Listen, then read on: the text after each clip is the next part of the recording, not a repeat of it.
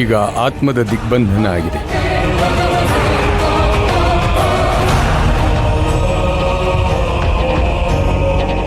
ಯಾವುದೇ ಕಾರಣಕ್ಕೂ ಇದನ್ನ ಕದಲಿಸಬೇಡಿ. ಆಮೇಲೆ ಒಂದು ಮುಖ್ಯವಾದ ವಿಷಯ, ಇವತ್ತಿಂದ 8 ದಿವಸಗಳ ತನಕ ಈ ಮನೆಯಲ್ಲಿ ಒಂದೇ ಒಂದು ತೊಟ್ಟು ರಕ್ತ ಕೂಡ ಇಲ್ಲಿ ಬೀಳಬಾರ್ದು.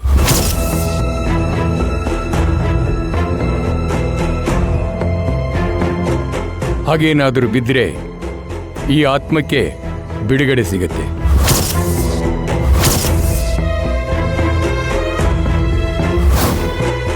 ಮತ್ತೆ ಇದನ್ನ ಬಂಧಿಸಕ್ಕೆ ಯಾರಿಂದಲೂ ಸಾಧ್ಯ ಇಲ್ಲ. ಯಾರೇ ಈ ಕಡೆ ಬಂದರೂ ಇದನ್ನ ದಿಟ್ಟಿಸಿ ನೋಡಬೇಡಿ. ಹಾಗೇನಾದರೂ ನೋಡಿದರೆ 2 ಕ್ಷಣದಲ್ಲಿ ವಶೀಕರಣ ಆಗಿ ಹೋಗ್ಬಿಡ್ತೀರ.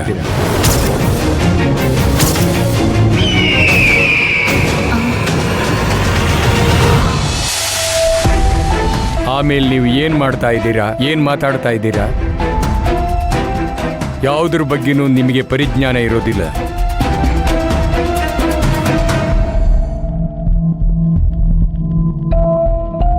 ದೊಡ್ಡ ಅನಾಹುತಕ್ಕೆ ಒಳಗಾಗಿ ಪ್ರಾಣ ಹೋಗೋ ಸಾಧ್ಯತೆನೂ ಇರುತ್ತೆ. ಹುಷಾರು.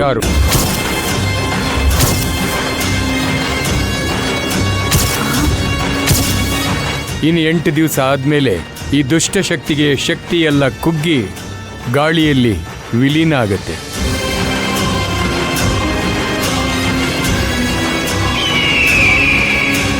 ಆಮೇಲೆ ಇದರ ಕಾಟ ಇರೋದಿಲ್ಲ. 8ನೇ ದಿನಕ್ಕೆ ನಾನು ಬಂದು ಪರೀಕ್ಷೆ ಮಾಡ್ತೀನಿ.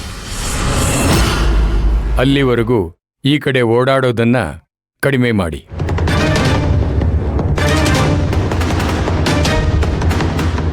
ಅದು ನಿಮ್ಮನ್ನ ಬೇಡ್ಕೊಳ್ಳುತ್ತೆ, ಅಳುತ್ತೆ, ನನಗೆ ಬಿಡುಗಡೆ ಕೊಡಿ, ನನಗೆ ಬಿಡುಗಡೆ ಕೊಡಿ ಅಂತ ಅಂಗಲಾಚುತ್ತೆ.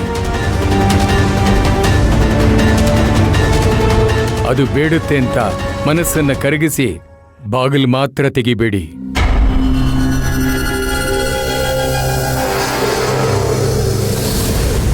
ಕೆಲವೊಮ್ಮೆ ನಿಮ್ಮನ್ನ ಹೆದರಿಸುತ್ತೆ, ಕಿರಿಚುತ್ತೆ, ಕೂಗಾಡುತ್ತೆ. ಅದರ ಬಗ್ಗೆ ನೀವು ಕಿವಿಗೆ ಹಾಕೋಬೇಡಿ. ನಿಮ್ಮ ಪಾಡಿಗೆ ನೀವಿರಿ. ಅದು ಬಂಧನಕ್ಕೆ ಒಳಗಾಗಿರೋದ್ರಿಂದ ಅದರ ಕೈಯಲ್ಲಿ ಏನು ಮಾಡೋಕ್ಕಾಗೋದಿಲ್ಲ.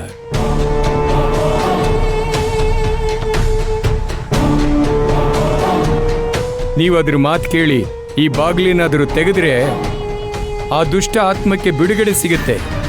ಅದು ರೌದ್ರಾವತಾರ ತಾಳುತ್ತೆ.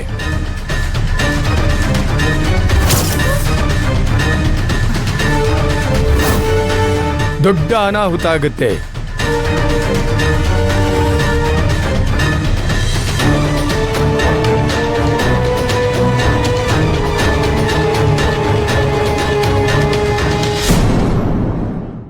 ಸರಿ, ನಾನಿನ್ನು ಬರ್ತೀನಿ.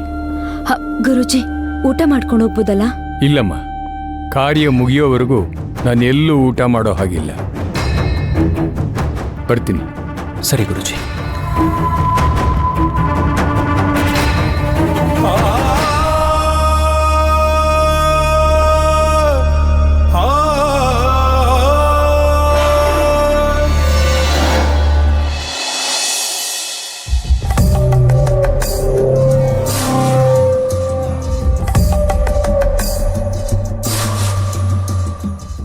ಆಚೆ ಬರೋದಕ್ಕೆ ಭಯ ಆಗ್ತಿದೆ.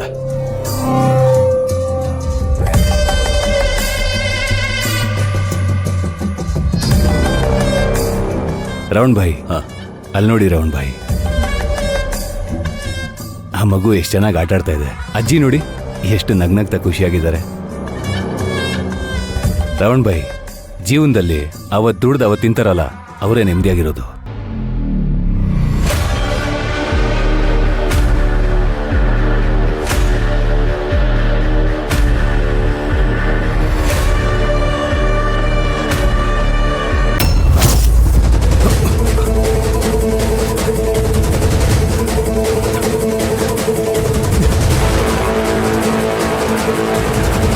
ಏನಾಯ್ತು ರಾವಣ್ ಭಾಯ್? ಅಲ್ಲಿ ಪೊಲೀಸ್ ಪೊಲೀಸ್ ಪೊಲೀಸವ್ರನ್ನ ನೋಡ್ದೆ. ಪೊಲೀಸಾ? ಹಾ. ಎಲ್ಲಿ? ಅಲ್ಲೇ ಎದುರುಗಡೆ ಫೋನಲ್ಲಿ ಮಾತಾಡ್ತಿರ್ಲಿಲ್ವಾ? ಒಂದ್ ನಿಮಿಷ ರೀ, ನಾನು ನೋಡ್ತೀನಿ.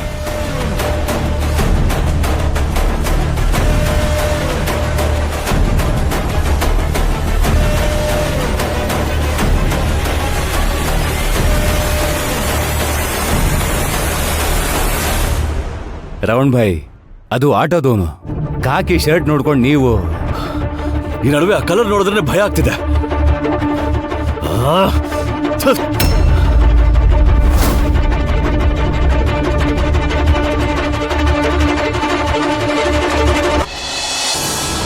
ಕಮಲಮ್ಮ,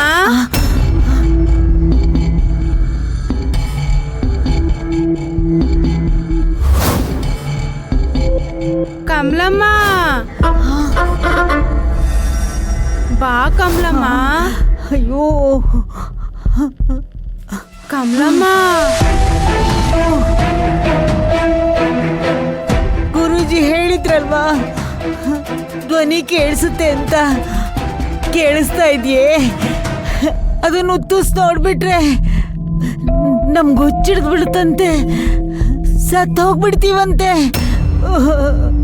ಬೇಡಪ್ಪ, ಬೇಡ, ನಾನ್ ನೋಡಲ್ಲ. ಕಮಲಮ್ಮ, ಕೈ ಮುಗಿತೀನಿ ಕಮಲಮ್ಮ. ನನ್ನನ್ನು ಇಲ್ಲಿಂದ ಬಿಡುಗಡೆ ಮಾಡು ಕಮಲಮ್ಮ. ಅಯ್ಯೋ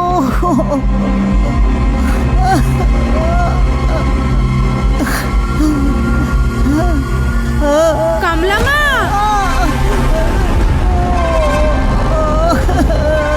ಅಯ್ಯೋ ಯಾಕಪ್ಪ ಈ ಕಡೆ ಬಂದೆ ನಾನು?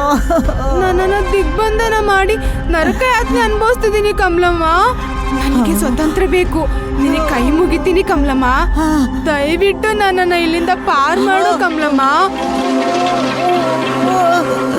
ಇದು ಒಂದು ಸಲ ನನಗೆ ಬಿಡುಗಡೆ ಕೊಟ್ರೆ ನೀನೇನ್ ಹೇಳಿದ್ರು ಮಾಡ್ತೀನಿ. ನಿನ್ಗೆ ಆಸ್ತಿ ಐಶ್ವರ್ಯ ಯಾರನ್ನ ನಾಶ ಮಾಡ್ಬೇಕು ಅಂತ ಹೇಳು, 2 ನಿಮಿಷದಲ್ಲಿ ನಾಶ ಮಾಡ್ತೀನಿ. ಅಯ್ಯೋ ಏನಪ್ಪ ಇದು? ಅವ್ರನ್ನ ನಿನ್ಗೆ ಗುಲಾಮರನ್ನಾಗಿ ಮಾಡ್ತೀನಿ. ಯಾಕಪ್ಪ ಬೇಕು? ಹೊರಟೋಗ್ತೀನಿ. ಅಯ್ಯೋ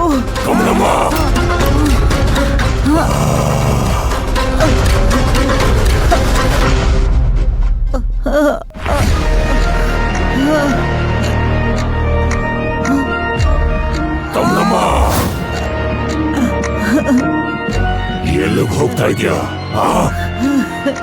ನಾನು ಮಾತಾಡ್ತಾ ಇರೋದು ಕೇಳಿಸ್ತಾ ಇಲ್ವಾ ನಿನಗೆ? ನನ್ನ ಬಗ್ಗೆ ಗೊತ್ತಿಲ್ಲ ನಿನಗೆ?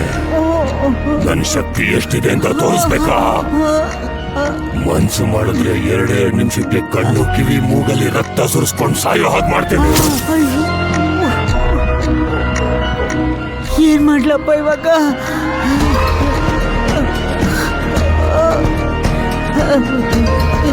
ನೀನ್ ಏನ್ ಬೇಕಾದ್ರೂ ಮಾಡು, ನಾನು ಬಾಗಿಲು ತೆಗಿಯೋಲ್ಲ. ಬಾರೇ ಬಾ, ಮರ್ಯಾದೆಯಿಂದ ನನ್ನ ಮಾತು ಕೇಳಿ ಬಾಗ್ಲನ್ ತೆಗಿ, ಇಲ್ಲಾಂದ್ರೆ ನಿನ್ ಹೆಣ ಬೀಳುತ್ತೆ.